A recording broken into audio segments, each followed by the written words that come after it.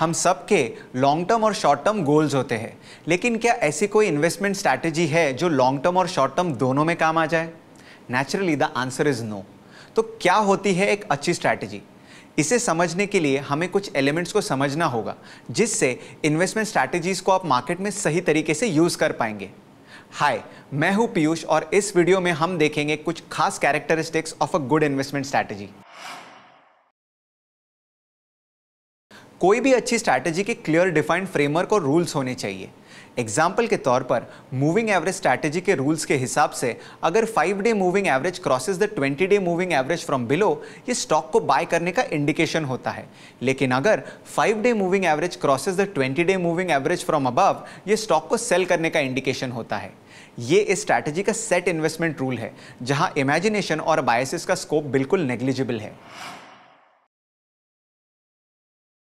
एक अच्छी स्ट्रैटेजी हमेशा पास्ट ऑब्जर्वेशंस, एक्सपीरियंस और रिसर्च यानी कि एम्पिरिकल डेटा पे बेस्ड होती है।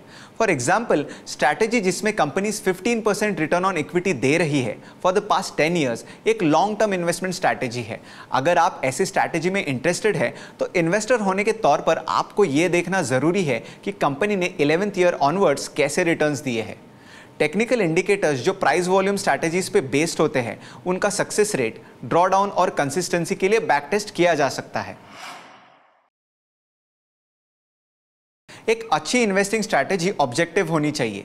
इसका मतलब है कि सब्जेक्टिव जजमेंट्स का स्कोप नेग्लिजिबल होना चाहिए। इसे एक आसान एग्जांपल से समझ सकते हैं। एक सिगरेट कंपनी जो बहुत अच्छा परफॉर्म कर रही है और इन्वेस्टर्स को अच्छे डिविडेंड पे आउट भी कर रही है, सिर्फ इसलिए कि आप स्मोक नहीं करते, it should not prevent you from investing in cigarette business. ये एक पर्सनल बायस है, इसलिए objectivity is a must for a successful investing strategy.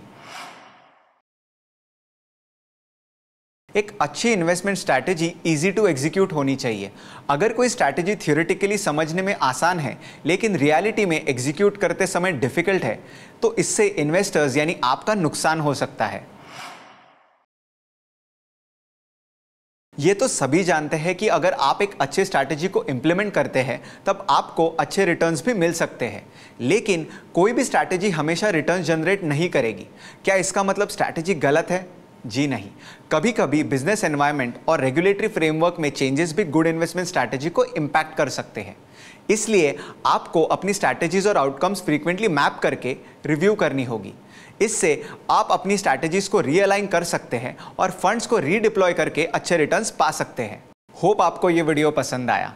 इसे अपने फ्रेंड्स के साथ शेयर कीजिए and don't forget to subscribe to Upstox YouTube channel for more such content.